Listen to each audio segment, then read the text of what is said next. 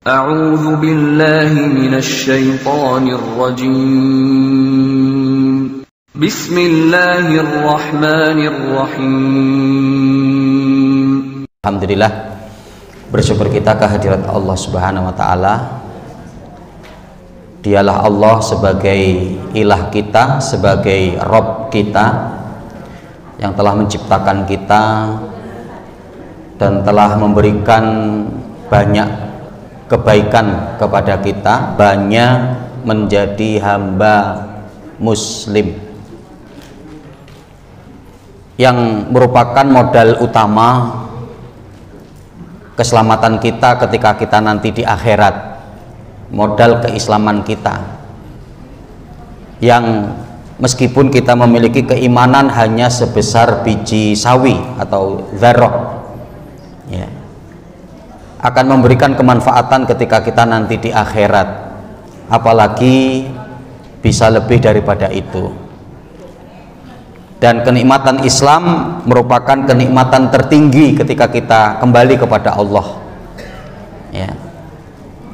Itulah yang disampaikan di kalangan para ulama ya, wasaidun naimi fil akhirah al-Islam, dan penghulu nikmat ketika kita nanti di akhirat itu adalah nikmat Islam ya. Sehingga kita punya PR besar untuk selalu menjaga keislaman kita, bukan hanya sekedar dengan keyakinan di dalam hati, tapi juga untuk kita pelihara dengan amal keseharian kita ya. Yang ditambah lagi bahwa dengan keislaman kita dan aplikasi daripada keislaman kita akan menyelamatkan kita ketika di dunia ini ya, akan membimbing kita dalam kebenaran dan kebaikan ya, dan tentunya juga akan mengantarkan kita kepada kesuksesan apa yang menjadi keinginan kita dan apa yang menjadi keinginan yang merupakan fitrah manusia. Itu pun dijembatani di dalam Islam yang tentunya dengan ya konsep Islam ya. Artinya apa yang menjadi keinginan seseorang adalah untuk mungkin memiliki jabatan yang tinggi ya, kesuksesan dunia ya, melimpahnya rezeki dan seterusnya. Apakah Islam melarang itu? Tidak ya. Islam menjembatani ya, bahkan akan indah ya ketika kesuksesan dunia itu dimiliki oleh seorang muslim, karena pasti dia akan tertuntut untuk baik kepada orang lain, berbagi dengan orang lain. Yang sudah menjadi satu kepastian ya, al jaza min jinsil amal, balasan itu sesuai dengan amal kita. Artinya kalau kita menolong orang, Allah akan tolong kita. Kalau kita membahagiakan orang, Allah akan bahagiakan kita. Kalau kita ya menyenangkan orang, maka Allah akan jadikan kehidupan kita semakin menyenangkan ya. Al jaza min jinsil amal, balasan itu sesuai dengan amal kita. Beda dengan seorang yang mungkin diberikan kemudahan dunia tapi tidak didasari dengan iman ya, pasti akan menjadikan kegersangan ya. Oh, saya sudah punya semuanya, untuk apa ya? Nggak ngerti dia itu kan. Tapi ketika dia diberikan kemudahan, dia bisa untuk menyantuni anak yatim, dia mungkin datang ke pemukiman-pemukiman yang di dalamnya banyak orang-orang yang lemah, fakir miskin. Nah, itu akan menjadi kegiatan dia untuk dimana berbagi kebahagiaan dengan yang lain. Ketika dia membahagiakan orang lain, pasti dia juga akan bahagia ya. Maka sangat indah ya ketika kita hidup berada di dalam naungan Islam ya, dan kebahagiaan itu atau keindahan itu bukan hanya terbatas ketika kita di dunia, tapi akan membawa kita juga sampai nanti di negeri akhirat.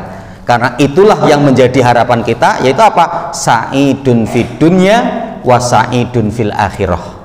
Yang menjadi target kita itu adalah bahagia ketika kita di dunia dan bahagia ketika nanti kita di akhirat Ya, tidak ada lain kecuali itu adalah dengan menggunakan daripada petunjuk Islam. Dan kondisi yang sangat buruk disebutkan oleh Rasulullah dalam riwayat Imam Tirmidzi, innal asqal asqiya man istama'a fihi faqrud dunya wa adabul akhirah. Rasul sallallahu alaihi wasallam mengatakan, sesungguhnya orang yang paling sengsara dari orang yang akan sengsara nanti adalah siapa mereka? Man istama'a fihi faqrud dunya, yang ketika terkumpul pada dirinya kefakiran ketika di dunia, kesusahan ketika di dunia, yang ketika dalam kondisi susah di dunia itu dia pun berpaling dari Allah, tidak mau taat kepada Allah, yang sehingga apa? Akan berefek kepada azab fil akhirah, azab di akhirat. Sudah ketika di dunianya sengsara, di akhiratnya juga nanti akan sengsara. Ya, maka yang terbaik adalah sa'idun fid dunya wa sa'idun fil akhirah. Dan itu yang selalu untuk menjadi pandangan kita ketika kita hidup, bukan hanya untuk mencari kehidupan kebahagiaan yang hanya di dunia, tapi kebahagiaan hidup di dunia yang sampai ke negeri akhirat. Sehingganya apa? Kita untuk meraih kehidupan kebahagiaan ketika di dunia ini yang mengikuti aturan syariat, agar nanti juga membawa kebahagiaan ketika di akhirat. Nah, salawat dan salam semoga tercurah atas Nabi kita Muhammad Sallallahu Alaihi Wasallam, pada keluarga beliau, para sahabatnya, tabiin, tabiut tabiin, dan orang senantiasa komitmen dalam jalankan sunnah beliau sampai datangnya hari kiamat kelak. Allahumma la sahla illa ma ja'altahu sahla wa anta taj'alul hazna idza syi'ta sahla. Allahumma anfa'na bima 'allamtana wa 'alimna ma yanfa'una. Allahumma zidna ilma. Masa muslimin, Bapak Ibu rahimani wa rahmakumullah, sebagaimana yang diinformasikan, insyaallah kita akan mengkaji terkait dengan mewaspadai jerat-jerat pelemah iman. Mewaspadai jerat-jerat pelemah iman, ya. Masa muslimin, Bapak Ibu rahimani wa rahmakumullah, kita modelnya insyaallah nanti bedah buku ini. Bagi Bapak Ibu yang menghendaki untuk memiliki buku ini, nanti bisa menghubungi panitia, ya. Dimana ini cukup banyak sebetulnya poin-poinnya, tapi kalau memungkinkan nanti untuk kita kaji di 2 kali pertemuan, ya mungkin akan kita kaji. Tapi yang jelas kita di kesempatan pagi menjelang siang ini akan mengkaji di pertemuan pertama kaitan dengan kitab ini, ya, yang kalau secara judul 31 sebab lemahnya iman, tapi saya mengambil di sini terkait dengan mewaspadai jerat-jerat pelemah iman, ya. Masyaallah muslimin, Bapak Ibu rahimani wa rahmakumullah, begitu pentingnya iman, ya, pada diri kita.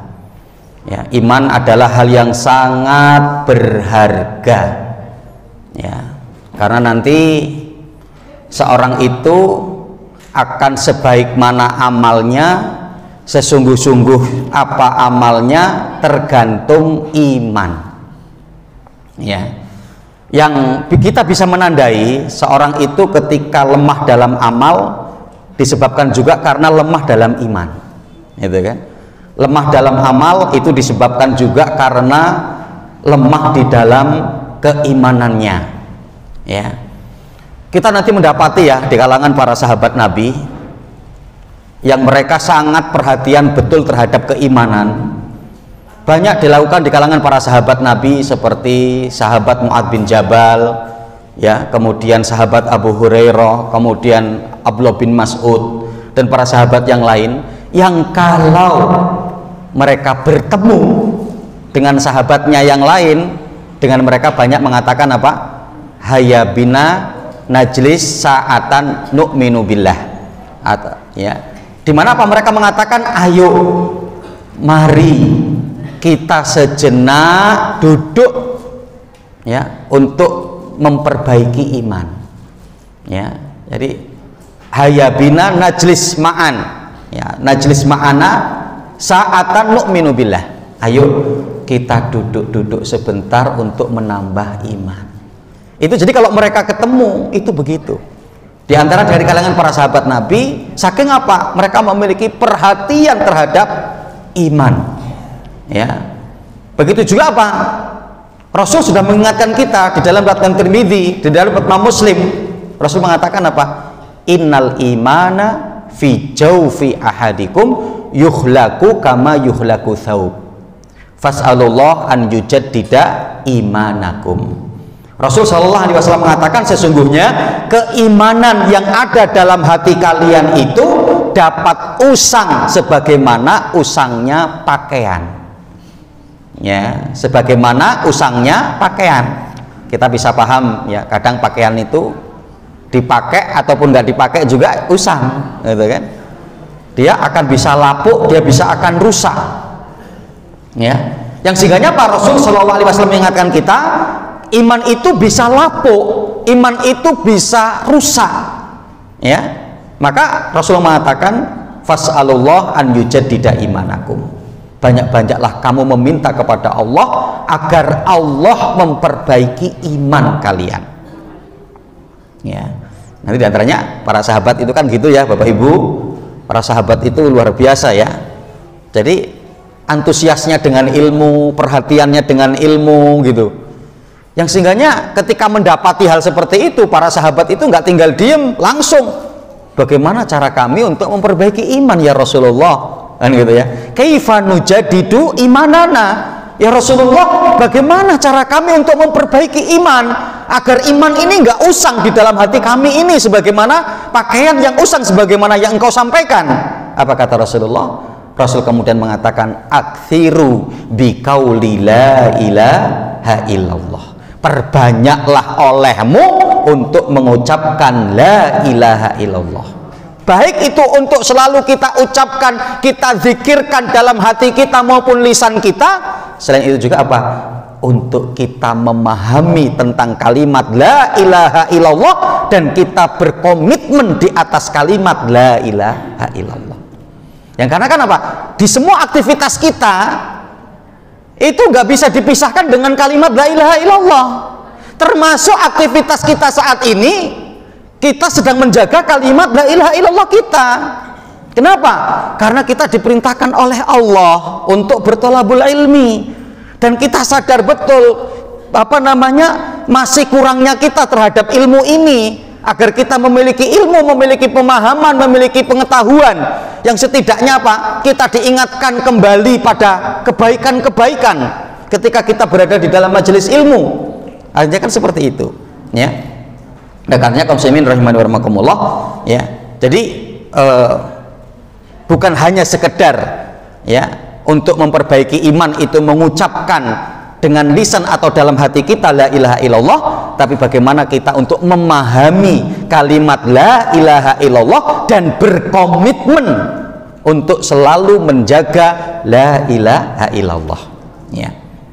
Nah, khairu video rahimakumullah, di sini disampaikan di halaman 8 ya, firman Allah Subhanahu wa taala dalam surat Maryam ayat yang ke-12 ya. Di sini dijelaskan dalam tafsir Imam Ibnu Katsir sangat indah ya, di mana ketika Allah Subhanahu wa taala mengatakan ya Yahya hudil kitaba biquwwah ya, wahai Yahya ambillah kitab itu ya biquwwah, biquwatin, dengan kekuatan ya.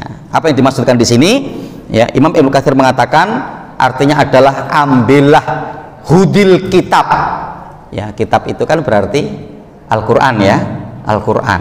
Untuk kita Al-Quran di sini disebutkan oleh Imam Ibnu Katsir adalah yaitu kaitan dengan Taurat, karena adalah Yahya, Nabi Yahya. Nah, di sini secara redaksi Allah mengatakan kepada Yahya, ya Yahya hudil kitaba biquwwah ya. Jadi kalau ini disampaikan kepada kita ya berarti apa? Yang dimaksud dengan kitab di sini adalah Al-Qur'an. Ambillah Al-Qur'an itu dengan kekuatan ya. Kalau kita mau artikan secara dohir, kira-kira bagaimana coba ngambil Al-Qur'an kok dengan kekuatan gitu ya? Apa rebutan langsung kamu harus tarik dengan tarik yang kuat gitu kan? Atau ambil dengan cara yang kasar, cara yang kan yang kita pahami tentunya nggak begitu gitu kan. Apa yang dimaksudkan di sini? Imam Ibnu Katsir mengatakan yaitu apa? Ambillah isi di dalam Al-Qur'an itu dengan sungguh-sungguh, ya, tekun dan dengan segala kemampuan, ya, dengan sungguh-sungguh, tekun dan dengan segala kemampuan. Yang dengan sungguh-sungguh, dengan tekun, dengan segala kemampuan, maka itu niscaya akan melahirkan keimanan yang kuat, keimanan yang baik, ya. Maka diantaranya juga apa? Sebab menjadikan keimanan kita lemah karena kurang seriusnya kita terhadap Alkitab, terhadap Al-Quran, ya. Karena apa? Ketika kita seriusnya terhadap Al-Quran, baik itu dengan kita membacanya, kita memahaminya, kita kemudian mengamalkannya, maka niscaya apa? Inilah yang akan menjadikan kuatnya iman kita. Itu.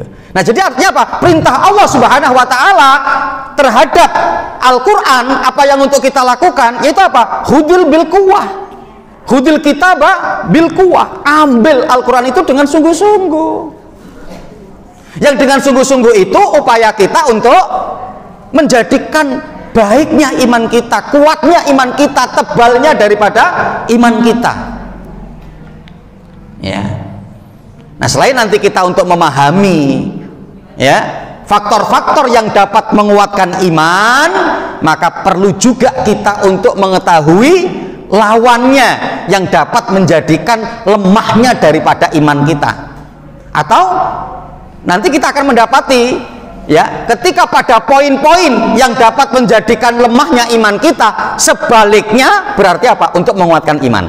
Tinggal begitu saja kan sebetulnya, ya. Jadi ketika nanti kita sudah tahu poin-poin apa saja sih jerat-jerat pelemah iman yang harus kita waspadai, ya, yang ketika kita mengetahui daripada jerat-jerat pelemah iman, berarti lawannya itu adalah penguat iman. Dan itu yang akan membawa kepada kesuksesan kita, akan membawa keberhasilan kita, membawa kebahagiaan kita ketika di dunia ini dan nanti sampai ke negeri akhirat. Ya. Nah, Mas Muslim rahimakumullah, nanti di sini saya tidak selalu berurutan, ya, dari poin 1, 2, 3 dan seterusnya, tapi ketika sudah diulas di poin sebelumnya, maka di poin itu tidak kita sampaikan kembali, ya. Mewaspadai jerat-jerat pelemah iman. Yang pertama, apa jerat-jerat pelemah iman itu? Yang pertama adalah kurang ikhlas, kurangnya keikhlasan, ya. Kurang ikhlasnya di dalam beramal, ya. Karena kita mendapati dalam surat Al-Bayyinah, ya, ayat yang kelima, wa ma umiru illa liya'budullah mukhlishina lahuddin. Jelas. Ini penafian mutlak loh, ya. Peniadaan mutlak. Yang artinya apa? Saya, kata Allah, tidak pernah memerintahkan kepada kalian untuk beribadah kecuali mukhlishina lahuddin, mengikhlaskan agama untuk Allah. Jadi ketika adanya seseorang melakukan ibadah kepada Allah yang tidak ikhlas, itu bukan diperintahkan oleh Allah. Yang diperintahkan oleh Allah itu bukan begitu. Yang diperintahkan oleh Allah, kita beribadah dengan ikhlas karena Allah, ya. Dan itu nanti apa, Bapak Ibu rahimakumullah, dapat mengantarkan kepada ketenangan hati, ketentraman hati, ketentraman diri kita. Kenapa? Karena kita memfokuskan, ya, bahwa ibadah yang kita lakukan ini hanya karena Allah, yang tidak mengharapkan imbalan, pujian, pandangan manusia. Dan ini sesuatu yang berat loh, ya, bukan sesuatu yang gampang, itu kan. Ketika mungkin ibu-ibu sudah banyak berbuat kebaikan, ya, kepada suaminya, ya, ternyata kemudian tidak dianggap. Nah, itu kan coba itu ujian itu, ya, yang ketika setelah itu kemudian kendor, berarti menandakan bahwa apa yang dilakukan bukan karena Allah tapi karena suami. Artinya apa? Kalau karena Allah kita nggak peduli, gitu kan? Artinya apa? Kalau karena Allah kita nggak peduli bagaimana manusia, gitu kan? Tapi kan berat kan itu, ya. Mas, saya ini sudah begini, saya sudah banyak berkorban, saya sudah banyak melakukan gini, setiap apa yang sampean minta saya turuti sudah sampean, tapi kok balasannya kayak gitu sih, gitu kan? Yang kemudian berikutnya mulai kendor.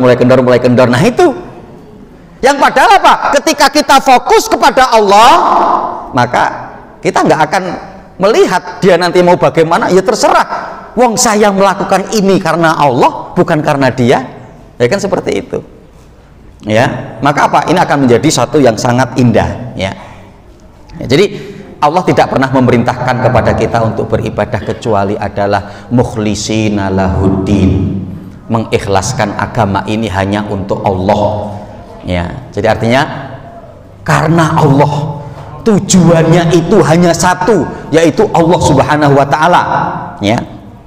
Kita mendapati juga di sini yang diangkat firman Allah dalam surat Al-Hajj ayat yang ke-37, lan yanalullahu luhumuha wala dima'uha walakin yanalahu taqwa minkum, ya.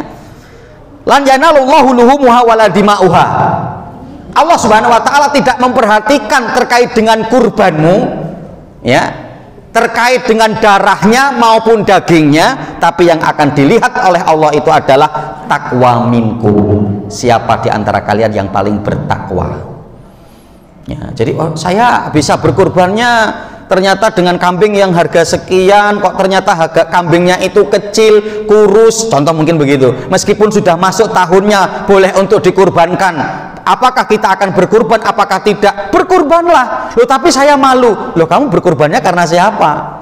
Kalau berkurbannya karena Allah, nggak perlu malu dengan manusia, gitu kan? Yang sehingga kemudian terhalanginya kita dari berkurban, berarti menunjukkan kita apa? Kurbannya belum karena Allah, masih karena manusia. Yang karena toh yang akan dinilai oleh Allah itu bukan besar kecilnya, ya, kambing atau sapi yang kita kurbankan, tapi apa? Yanaluhu taqwa minkum, yang akan dinilai oleh Allah itu dari ketakwaan kita. Maka sahabat Abdullah bin Abbas di sini mengatakan yang artinya adalah Allah akan melihat kepada niat kalian, niat kita, ya. Dan kita mendapati dalam surat Al-Hijr ayat yang ke-40, illa ibadaka minhumul mukhlasin, ya. Jadi artinya apa, Bapak Ibu rahimakumullah? Ya, hanya saja mereka orang-orang yang masih gampang untuk dijerumuskan ke dalam godaan setan, rayuan setan, itu adalah orang-orang yang tidak ikhlas. Orang-orang yang akan terselamatkan dari godaan atau rayuan setan, terselamatkan, setan sulit untuk menjerumuskan. Apa kata Allah? Illa ibadaka minhumul mukhlasin, kecuali dari hamba-hambamu yang ikhlas. Setan itu sangat sulit menggoda orang yang ikhlas, ya. Jadi kalau orang yang tidak ikhlas sangat gampang untuk digoda oleh syaitan, ya. Jadi Masya Allah, ini terkait dengan niat, hal perkara yang sangat penting, keikhlasan, sehingga nanti banyak para ulama ketika mereka memulai kitab mereka, biasanya di mukodimahnya, di pendahuluannya, yaitu apa? Membicarakan tentang keikhlasan, tentang niat. Atau biasanya juga mereka masukkan ke dalam bab pertama itu, biasanya mereka memasukkan bab tentang ikhlas, ya. Agar apa? Nanti ketika mempelajari kitab tersebut, baik yang mempelajari maupun yang menulis, itu teringatkan bahwa semua itu untuk dilakukan ikhlas karena Allah, ya. Dan masyarakat muslimin, Bapak Ibu rahimani wa rahimakumullah, kita akan melihat kenapa kok ikhlas itu merupakan pondasi penguat iman, dan ketika tidak ikhlas itu dapat menjadi perapuh atau jerat, menjadikan lemahnya daripada iman kita. Kita mendapati firman Allah di dalam surat Al-Hajj di ayat yang ke-11, ya. Ini ciri-ciri orang yang tidak ikhlas, ya. Maka menjadikan lemah di dalam keimanan, menjadikan lemah di dalam ibadahnya, menjadikan lemah di dalam keislamannya ketika tidak ikhlas. Allah Subhanahu wa taala menyebutkan dalam surat Al-Hajj ayat yang ke-11, wa minan nasi may ya'budullah ala harfin in asobathu khairun itma'anna bihi wa in asobathu fitnatun in qalaba ala wajhihi khusirad dunya wal akhirah wa dzalika huwal khusranul mubin. Masya Allah ya, sangat jelas pada ayat ini di mana Allah mengatakan wa minan nasi may ya'budullah ala harfin. Ada dari sebagian manusia yang beribadah kepada Allah itu di tepi atau di ujung. Ya. Maka nanti Imam Ibnu Katsir dalam tafsirnya mengatakan apa? Segala sesuatu yang ada di tepi atau sesuatu yang ada di ujung itu memang tidak kuat dan tidak kokoh. Ya, contohlah ya, kita mendapati kadang di kolam renang itu ada tempat untuk loncat. Ya, ada tempat untuk loncat itu. Ya, ada tempat untuk loncat. Ya, ketika dia masih di pangkal, orang yang mau loncat, yo nggak goyang. Tapi ketika terus ke tepi di sini udah mulai tuh, ya kan? Makanya kan kenapa dibuat lentur begitu pun? Karena nanti biar bisa loncatnya tinggi, kemudian jatuh ke air. Ya. Tapi ketika masih di sini enggak, dia mungkin mau goyang-goyang apa enggak goyang. Karena apa? Memang masih di pangkal. Tapi coba di tengah sudah agak mulai maju lagi terus, apalagi sampai nanti ke ujungnya itu sudah mulai itu. Meskipun dia enggak gerak, itu sudah gerak. Yang untuk menunjukkan apa? Di ujung itu memang nggak kokoh. Begitu juga contoh lah ya, nggak tahu di tahun berapa kemarin itu ada yang anak kecil naik bendera itu kan, naik tiang bendera itu kan ya, itu ya artinya apa? Cobalah ketika naik tiang bendera, ketika masih di pangkal ya nggak apa-apa, tenang-tenang aja. Tapi ketika terus nanti sudah di ujung nggak mulai itu, ya kan? Nah ini untuk menunjukkan di sini pada ayat dijelaskan oleh Imam Ibnu Katsir itu seperti itu. Wa minan nasi may ya'budullah ala harfin. Ada di sebagian manusia yang mereka beribadah kepada Allah itu di tepi. Yang Imam Ibnu Katsir mengatakan begitu, segala yang melakukan ibadah itu di tepi, sesuatu yang ada di tepi, di ujung itu tidak kokoh. Penggambarannya seperti tadi itu. Ya, seperti tempat yang untuk meloncat ketika di kolam renang, atau kemudian ketika seorang naik tiang yang kecil atau naik tiang seperti mungkin tiang bendera seperti itu. Itu kan?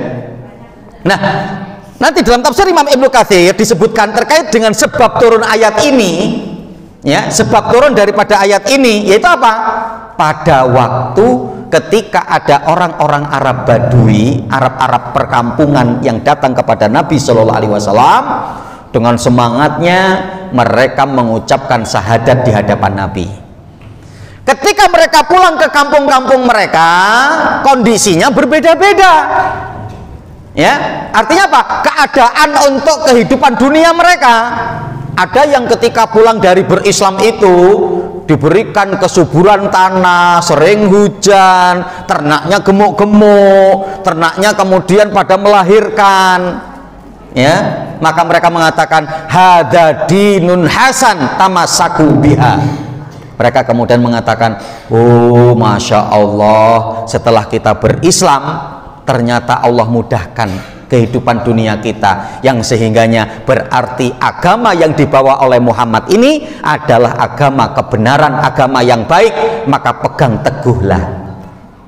Ini di kondisi Arab Badui yang ketika pulang ke kampungnya kondisi wilayahnya begitu, yang kondisi wilayahnya sebaliknya, ya, kemarau, tandus, tumbuh-tumbuhan tidak tumbuh, sebagian binatang mereka, peliharaan mereka ada yang mati, tidak melahirkan. Apa yang dikomentarkan oleh mereka? Inna hadadin dinun su', ya, natruku biha. Mereka mengatakan apa? Sesungguhnya ternyata agama yang dibawa oleh Muhammad ini adalah agama yang buruk, maka ayo kita tinggalkan.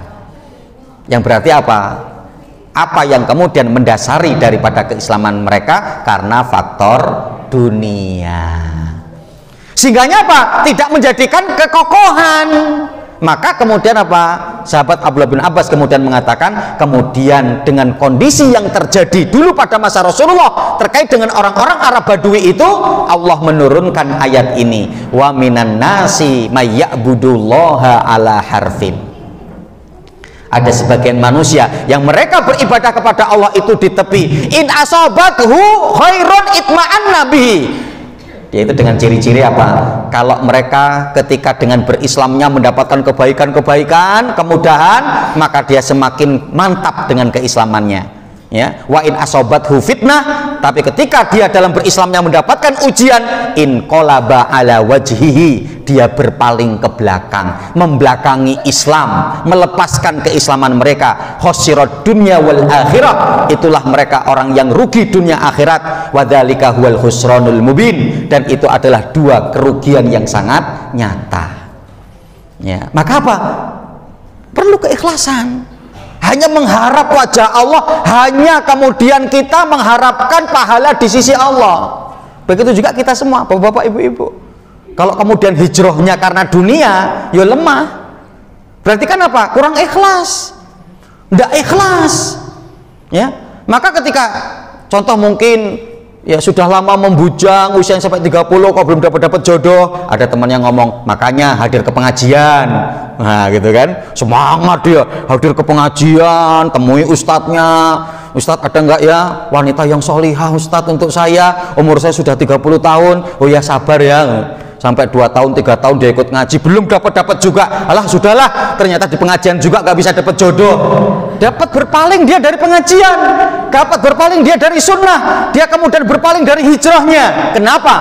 Karena ketika dia hijrahnya itu hanya untuk mendapatkan perkara dunia, padahal sudah hampir sedikit lagi. Itu kan dia akan diberikan jodoh yang solihah, tapi karena tadi niatnya yang salah, dia sudah tidak sabar, akhirnya begitu. Ya, semua ya kita gitu kan, ya, yang ketika kemudian apa tadinya berdagang mungkin kemudian seringnya sepi, seringnya jarang pengunjung. Saya sebagai seorang muslimah, mungkin orang melihat kirain saya ini bukan muslimah mungkin karena saya nggak pakai jilbab. Sudahlah, saya tak pakai jilbab. Itu kan, sepekan 2 pekan ya kok masih sepi gitu kan, akhirnya udah 1 bulan sepi juga, akhirnya copot lagi lah gitu kan. Nah itu kenapa? Karena niatnya bukan karena Allah.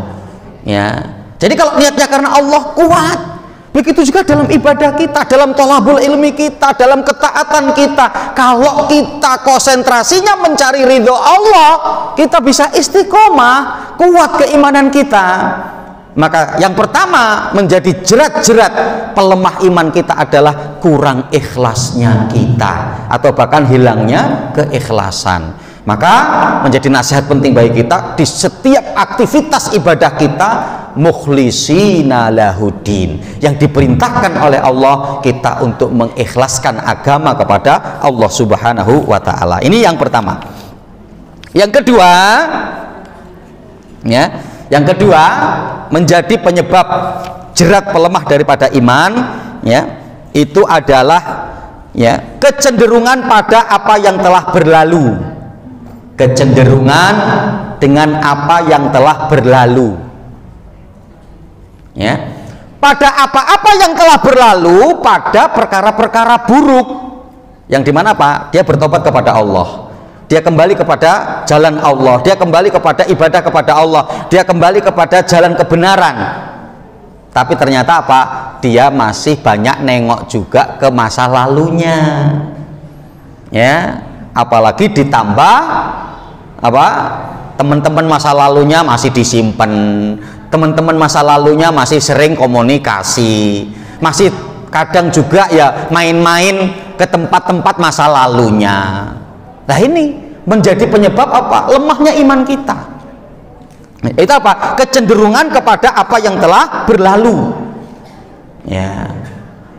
Yang karenanya Mas Romsiramakumullah, nanti kita mendapati ya bahwa syarat daripada taubatan nasuha disebutkan oleh Imam An-Nawawi itu syaratnya 3. Ya. Ketika kaitan hamba dengan Allah.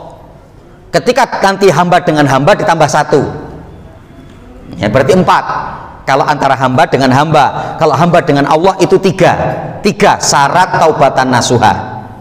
Ya, seperti yang disebutkan dalam surat At-Tahrim itu kan, ya ayyuhalladzina amanu tubu ilallahi taubatan nasuha. Wahai orang beriman, bertaubatlah kalian kepada Allah dengan taubat nasuha. Nah, tobat nasuha itu tobat yang seperti apa? Imam An-Nawawi rahimahullah menyebutkan syarat taubat nasuha antar hamba dengan Allah Subhanahu wa taala, syaratnya ada 3. Yang pertama adalah an yandama an fi'liha, menyesali dari apa yang diperbuat dulu. Ya Allah, kenapa kok saya kayak gitu? Ya, yang ketika mungkin ingat masa lalunya gitu ya, yang sekarang setelah bertobat dan istiqomah dia mungkin akan tersenyum, kadang ya mungkin sambil menangis gitu ya, seperti yang pernah dilakukan oleh Umar Ibnu Khattab kan gitu ya. Umar itu pernah kadang tersenyum, kadang nangis gitu kan. Ketika ditanya, wahai Umar, ngapain kamu begitu? Aku teringat masa jahiliyahku dulu, agar di mana Tuhan selalu bersamaku. Ketika aku sedang safar, maka Tuhan itu aku buatkan patung dengan gandum, gitu kan? Jadi dibentuk gandum, dibentuk gitu ya. Yang artinya apa? Untuk bisa dibawa kemana-mana, tapi juga nanti ada fungsinya, gitu kan? Yang ketika dia mengatakan aku tersenyum itu pada waktu ketika aku berjalan membawa Tuhanku, dan ketika dalam kondisi lapar gandum itu saya makan. Ya berarti Tuhanku tak makan. Ya senyum dia, loh aku kok kayak gitu ya, itu kan? Ya pada waktu ketika aku menangis, aku teringat kenapa kok saya dulu kemudian mengagungkan berhala seperti itu, yang keterjerumusan kepada kesyirikan, dan itu adalah syirkul akbar, itu adalah syirik besar, menjadikan beliau menangis takut. Ya kejahiliaannya itu tidak dimaafkan oleh Allah Subhanahu wa taala, maka apa? Beliau menangis. Gitu kan? Yang kita bisa jadi mungkin begitu. Setelah kita hijrah, sebelum hijrah dulu ibu-ibu kalau kumpul untuk beli sayur, ya tutupnya cuman pakai apa? Anduk, gitu kan? Anduk ya. Ya untung aja aman, nyempetinya agak kenceng. Ya kalau enggak, melarat gitu kan? Ya, yang atasnya juga ya nggak ditutup pasti, cuman pakai anduk kok. Apalagi baru dari kamar mandi ternyata sayur dari luar langsung gitu kan? Ya. Ketika dia mungkin merenung sekarang sudah pakai hijab, ya, atau ketika melihat tetangganya kayak gitu, aku dulu kayak gitu, ya, tersenyum, ya Allah, ya kan? Berarti saya dulu buka kayak gitu ya, nah, gitu kan? Maka apa? Anyan damaan fi'liha, tobat kita untuk dikatakan sebagai tobat nasuha itu apa? Menyesal dengan apa yang dulu di jahiliyah, di masa kita belum hijrahnya, di masa kita belum seriusnya dengan Islam, kita sesali daripada perbuatan-perbuatan buruk. Ya. Kemudian yang kedua adalah an yakli'a anil maksiyah. Syarat yang kedua yaitu apa? Kita menjauh dari maksiat tersebut. Kita melepaskan diri dari maksiat tersebut. Bahkan nanti apa, Mas Rahimakumullah, para ulama mengatakan apa? Taubat sungguh-sungguh kita itu bukan hanya sekedar kita melepaskan dari keburukan yang dulu kita lakukan kemudian kita melepaskan, tapi apa? Sampai kita untuk melepaskan sebab-sebabnya, sebab yang mengantarkan kita dalam keburukan. Karena kan beda Bapak Ibu ya. Contoh begini, ketika dulu terbiasa dengan minum khamr, ketika contoh melepaskan sama melepaskan sebab itu berbeda ya. Ketika hanya melepaskan, dia beriktikad, ya beriktikad dalam hatinya, saya nggak mau minum khamr lagi, itu beriktikad, itu ingin melepaskan. Tapi kalau kemudian ingin melepaskan dari sebabnya, jadi apa? Sudah nggak ketemu sama teman-temannya, nggak kemudian ke tempat-tempat yang suka dipakai untuk minum. Ya, ini kan beda, sesuatu yang berbeda, gitu kan? Yang di poin yang pertama tadi masih memungkinkan untuk terjerumus lagi, ya kan gitu. Tapi kalau sudah nggak mau ketemu sama temennya, nggak mau ke tempat yang itu untuk menjadikan sebab, akhirnya dia mau minum lagi, dia mau mabuk lagi, insya Allah akan jauh lebih aman.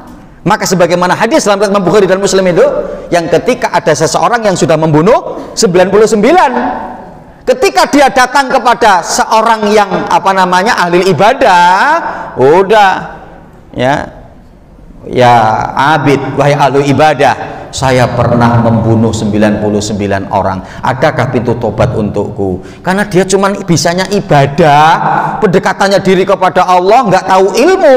Maka dia mengatakan, walah, wong bunuh satu saja dalam Al-Quran itu seperti membunuh semua manusia.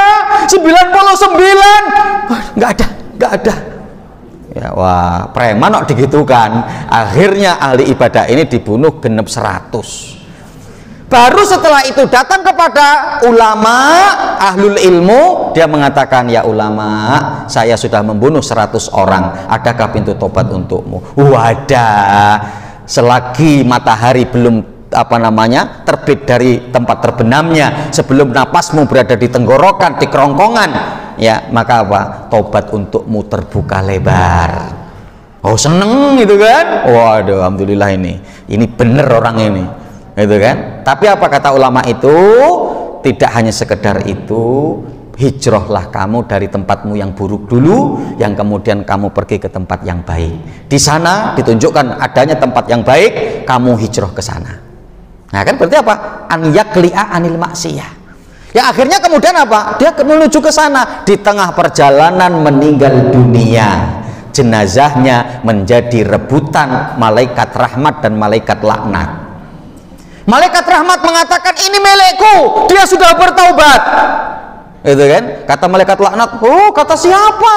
Ini milik saya, dia sudah bunuh 100 orang. Giliran saya ini untuk mengadab dia. Mereka kemudian melaporkan kepada Allah Subhanahu wa taala. Allah memerintahkan untuk mengukur jaraknya, lebih dekat dengan tempat maksiatnya atau sudah lebih dekat dengan tempat yang baik yang akan kemudian dia berhijrah ke sana. Ternyata apa? Lebih dekat kepada tempat yang akan dia hijrahi itu, maka akhirnya dia menjadi ahlil jannah. Berarti apa? Di antaranya perlu apa? An yakli'a. Gitu kan? Jadi bukan hanya sekedar tidak menoleh di kehidupan yang kemarin, gitu kan? Tapi apa? Sebab-sebabnya yang akan menjadikan itu juga untuk ditinggalkan. Saya sering kok diadui, ya, diadui oleh kadang diadui oleh seorang laki-laki yang membawakan istrinya, Ustadz, istri saya ini selingkuh, Ustadz, itu kan? Ustadz, dengan siapa Pak? Dengan teman kantornya, itu kan? Dengan teman kantornya, ya. Kemudian, tapi ini Ustadz, dia waktu kapan itu udah katanya bertobat, tapi ternyata masih lagi. Dan memang dia masih kerja di tempat itu lagi, satu kantor. Iya Ustadz, di sampean yang salah, ya kan?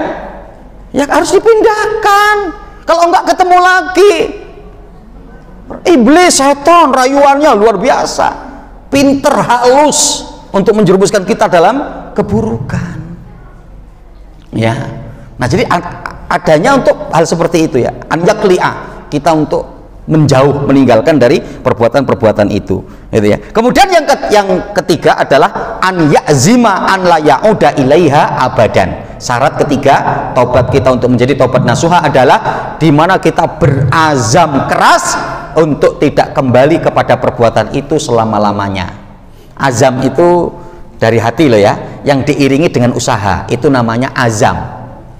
Ya, keinginan keras dalam hati yang diiringi dengan usaha. Usahanya berarti itu apa? Ya tadi, meninggalkan tempat maksiat itu, ya, kemudian mengambil sebab-sebab agar tidak terjerumus kepada kemaksiatan tersebut, ya, ini seperti itu. Ya, nah, artinya jerat yang dapat melemahkan iman kita adalah di mana apa? Karena kecenderungan kepada apa yang telah berlalu. Yang sehingganya apa? Ke depan konsentrasi kita untuk masa depan kita. Kalau para motivator itu mengatakan apa?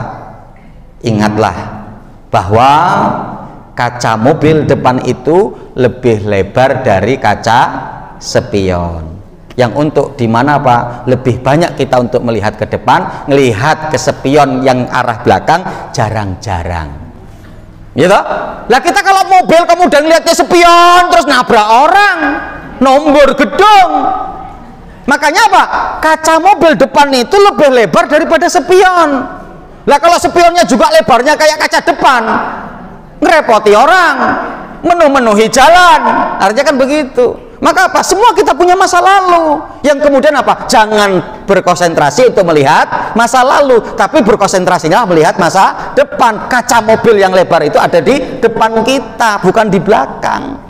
Spion kan untuk melihat belakang, bukan untuk melihat depan, gitu ya. Nah, itu yang poin keberapa tadi, Bu? Bapak? 2 ya. Sekarang poin yang ketiga.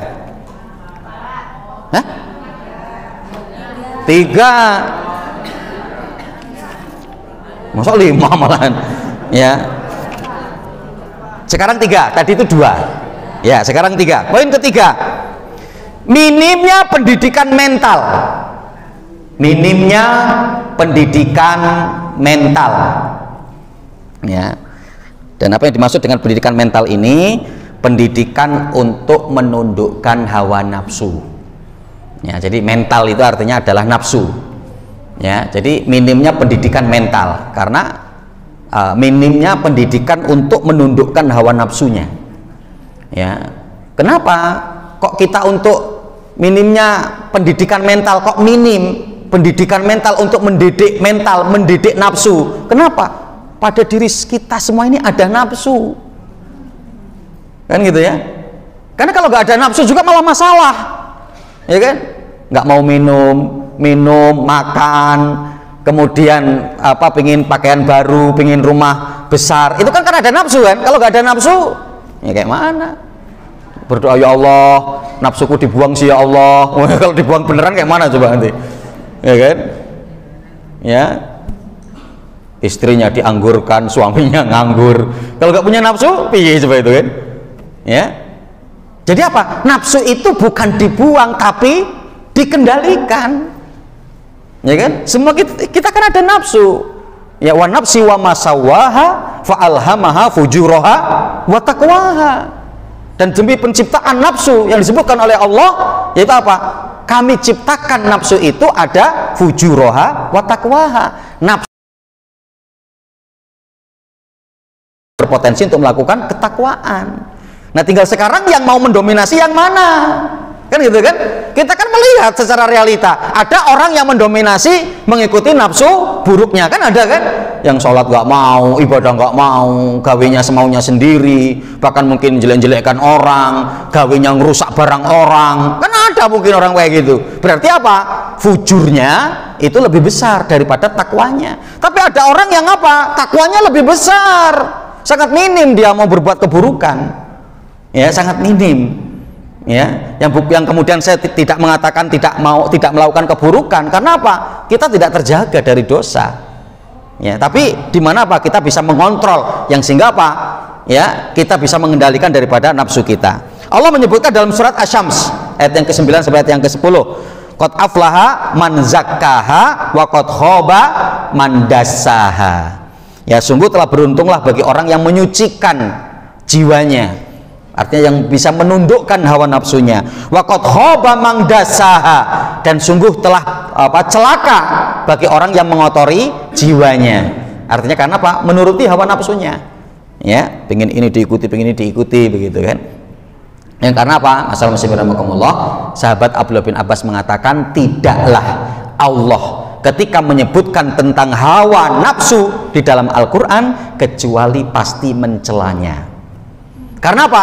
Hawa nafsu itu dari kata hawa yahwi, artinya ya, secara bahasa hawa nafsu, hawa itu dari kata hawa yahwi, artinya sakoto. Sakoto itu artinya menjatuhkan. Maka sahabat Abdullah bin Abbas, Abul Aliyah mengatakan, wa masumiyal hawa illa bi annahu yahwi sahibahu ilan nar. Tidaklah disebut sebagai hawa kecuali karena dia akan menjerumuskan pelakunya ke dalam api neraka. Ya, maka disebut sebagai hawaun nafsi, hawa nafsu, ya. Yang sehingga apa?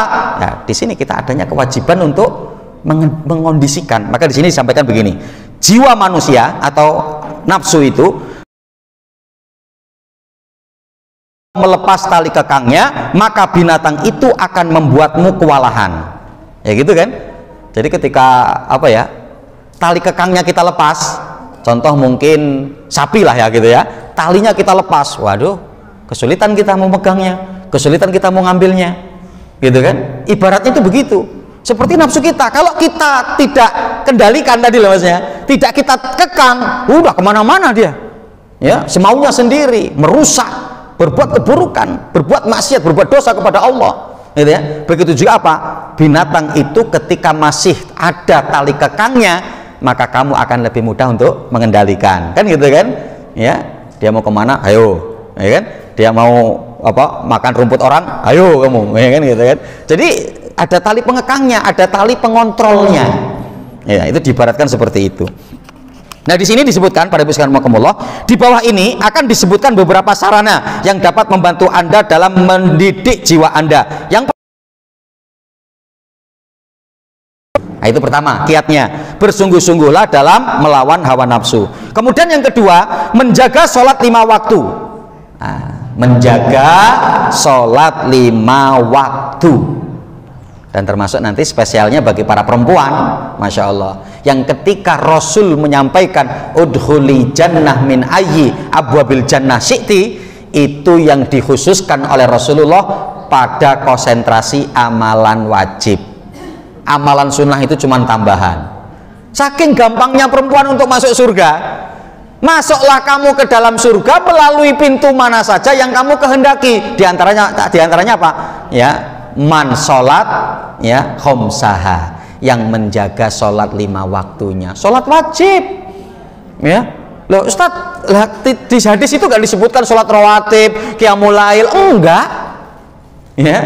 Jaga sholat 5 waktu yang dikatakan oleh Rasulullah, udhuli jannah min ayyi abwabil jannah syi'ti, masuklah kamu dari pintu surga mana saja yang kamu kehendaki. Masya Allah, ya, gampang toh, ya. Jadi apa namanya, di situ diperintahkannya bukan juga dengan amalan-amalan sunnah, enggak, amalan wajib.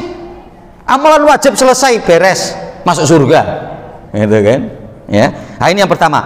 Yang kedua, ya, menjaga sholat 5 waktu. Yang ketiga, ya, hendaknya untuk membiasakan membaca Al-Quran. Bisa memungkinkan 1 hari 1 juz, ya, 1 hari 1 juz, maka niscaya apa, imannya itu akan baik, ya, dapat mengalahkan hawa nafsunya. Kemudian yang keempat, melaksanakan sholat malam. Melaksanakan sholat malam, karena Rasul mengatakan begitu, ya. Itu apa? Sholat malam itu adalah da'bus sholihin. Wa alaikum biqiyamil lail fa innahu da'bus sholihin. Ya, dimana apa? Hendaklah kalian untuk menjaga sholat malam kalian, karena sholat malam itu adalah pendidikannya orang-orang yang beriman, orang-orang soleh. Orang-orang soleh itu hatinya akan terdidik dengan sholat malamnya. Kemudian yang kelima, banyaklah melakukan amal-amalan sunnah, baik sholat sunnah, puasa sunnah, ya, sedekah dan seterusnya. Kemudian yang keenam, banyak-banyak membaca doa, ya munqallibal qulub tsabbit qalbi ala dinik, ya munsharrifal qulub sharrif qalbi ala taatik. Ya, 5 atau 10 menit lagi lah akan kita ringkas sedikit, karena di sini yang sudah saya siapkan sampai beberapa poin, 2 atau 3 poin lagi. Yang berikutnya berapa Pak? 4. Ya, tadi ketiga. Yang keempat, ya, mewaspadai daripada jerat-jerat pelemah iman. Yang keempat adalah dangkalnya pemahaman tentang arti ibadah. Dangkalnya pemahaman tentang arti ibadah, ya. Nah, di sini disebutkan orang-orang yang memahami akan dangkalnya pemahaman terhadap arti ibadah itu adalah siapa? Mereka yang memahami ibadah sebatas ritual-ritual khusus, sebatas ritual-ritual masjid, ya. Jadi artinya ibadah itu ya sholat, ibadah itu ya zikir, ibadah itu ya puasa, ya, ibadah itu ya sholawat. Di luar itu menurutnya bukan ibadah. Padahal apa? Di setiap menit kita, waktu kita, dimanapun kita, di situ ibadah, ya. Lah kalau kemudian meninggalkan ibadah di tempat-tempat yang lain, di waktu-waktu yang lain, akan kacau. Contoh ketika di pasar nggak ada ibadah, berarti bohong boleh. Loh, ketika untuk jujur ketika di pasar, berarti apa? Jujur itu ibadah, ya, jujur itu ibadah, ya. Adab-adab bagaimana ketika di pasar untuk kita lakukan, di mana apa? Itu ibadah, ya. Ketika kita di rumah, itu ibadah. Ketika contoh di rumah kita kok ada ipar, berarti apa? Kita untuk pakai menutup aurat, gitu kan? Karena apa? Ada ipar. Ketika nggak ada ipar, ya nggak apa-apa, dilepas. Yang ada di rumah kita mungkin suami kita, yang ada di rumah anak-anak kita, meskipun anak kita laki-laki, nggak ada masalah. Makanya apa? Di rumah adanya aturan, di rumah adanya ibadah. Yang singgahnya apa? Kenapa kok salah dalam memahami ibadah menjadikan dapat menjerat kita untuk menjadikan iman kita menjadi lemah? Karena tadi tidak di setiap kondisi kita melakukan ibadah. Ya, jadi kan nanti hampir kayak mereka yang di luar Islam kan, ibadahnya cuman pekanan, gitu kan? Loh kita ini loh, masya Allah, sampai di mana ketika adanya seorang sahabat Nabi yang kemudian disampaikan oleh Rasulullah kepada para sahabat Nabi terkait dengan permisalan sholat 5 waktu. Rasul mengatakan, wahai para sahabatku, permisalan sholat 5 waktu itu dengan kondisi kebersihan hati kita seperti ketika salah seorang di antara kalian ketika di depan rumahnya ada kolam renang atau sungai lah, ya kan gitu ya, dimana setiap hari berarti kamu jebur ke kolam itu 5 kali. Apakah masih meninggalkan kotoran? Para sahabat mengatakan, tidak ya Rasulullah. Begitu juga dengan sholatmu, gitu kan? Maka apa? Dengan sholat kita saja sebetulnya kalau kita kerjakan dengan benar, itu sudah menjaga keistiqomahan kita loh. Yang sholat 5 waktu kita itu kan bukan kemudian sholat dalam satu hari cuman sekali, atau sepekan kemudian sekali, bukan. Itu namanya sholat Jumat, sepekan cuman sekali. Itu kan, udah Ustaz, alhamdulillah kok udah saya ini, kok sudah saya jamak sholat saya. Ya, jadi sholatnya cuman sepekan sekali, hari Jumat. Ini ilmunya dari mana? Gitu kan? Maka ketika dimanapun kita kemudian menjadikan untuk ibadah di jalan adanya adab, bagaimana kita di situ untuk ibadah. Ketika kita bertemu dengan orang, bertamu di rumah orang, di situ adanya ibadah. Yang masya Allah, di antaranya apa? Terkait kita bertamu, dalam ketika kita mengetuk pintu rumah yang akan kita bertamu di dalamnya, ada adabnya. Ya, yang dimana apa? Di dalam hadis itu dikatakan bahwa Rasul mengetuk pintu para sahabatnya itu dengan kuku. Wah, coba mana itu? Ya, jadi bukan, ada adabnya. Dan ketika kemudian apa namanya Rasul itu pernah ada yang mau bertamu, Rasul kemudian mengatakan, siapa? Saya. Rasul kemudian, Jabir bin Abdullah mengatakan, sungguh aku melihat raut muka Rasul tidak suka dengan ketika itu Rasul mengatakan, siapa kamu, maksudnya begitu. Karena apa? Ketika kita adab di dalam bertamu, ketika kemudian kita ketuk dan dia bertanya siapa, sebutkan nama kita, jangan ngomong saya itu juga bisa kuntilanak, gitu kan? Jadi ketika kita ngetuk kemudian dari dalam, ya siapa, sebutkan nama kita. Ya, jangan malah saya ada deh. Wah, ini malah nantang ini. Ya ada deh. Siapa? Isto ada, makanya bukain, gitu kan? Ya, ternyata ya kakinya tidak nempel ke tanah. Wah, kan bikin ngeri, gitu kan? Ya. Nah, itu kan sampai ada. Berarti kan apa? Ibadah ketika kita mau bertamu. Dan juga apa? Perkara yang terpenting juga apa? Tidak boleh ketika kita bertamu belum ketemu orangnya kemudian ngintip di jendelanya. Yang Rasul mengatakan apa? Jika Anda kemudian mendapati seperti itu, Anda sudah halal untuk mencukil matanya dan tidak ada kisos bagi Anda. Coba itu. Ya. Tapi artinya ini bukan untuk dipraktekkan begitu, maksudnya ketika ternyata ada yang tamu kemudian ngintip dari jendela, ya kan, di jendela kita terbuka kemudian ada apa namanya hordengnya, dia buka gini, wah ini mau tak cukil ini, saya sudah mendapati hadis disampaikan oleh Ustadz, hadisnya sahih, itu kan, nanti dia juga bawain hadisnya, cukil mata kamu, itu kan. Itu artinya sebetulnya bukan untuk dipraktekkan begitu, untuk menunjukkan bahwa nggak boleh, hindari betul untuk ngintip ketika kita mau bertamu. Kadang kan kita apa? Mungkin sudah saking kenalnya kan, bu, ya, bu, tolong bukain pintunya bu, saya bu, gitu kan? Ya, belum dibukain, belum dibukain, ya, ternyata yang mau bukain pintunya suaminya terburu-buru masih mau pakai celana, wah kan, ayo. Ya, jadi ketika ngeliat, loh, kelihatan auratnya, ya gara-gara kita ngintip sih masalahnya, itu kan. Semua ada adabnya, sehingga untuk menunjukkan bahwa apa, di dalam ya Dimanapun tempat itu adanya ibadah yang kalau ini kita lakukan membawa kepada kekuatan iman kita, ya. Menjadikan lemah iman itu disebabkan karena apa? Membatasi arti ibadah, ya. Ibadah hanya seputar masjid, di luar masjid sudah bukan ibadah. Tidak, dimanapun ibadah, dan sudah ada adab-adabnya di dalam Islam. Yang keempat, ya. Yang kelima, yang terakhir, ya, di majelis ini pas insya Allah, ya, sedikit menuntut ilmu, ya, sedikit menuntut ilmu, ya. Sebabnya yang menjadikan jerat-jerat lemah iman karena minimnya ilmu, ya. Kita banyak ya mendapati akan keutamaan ilmu, ya.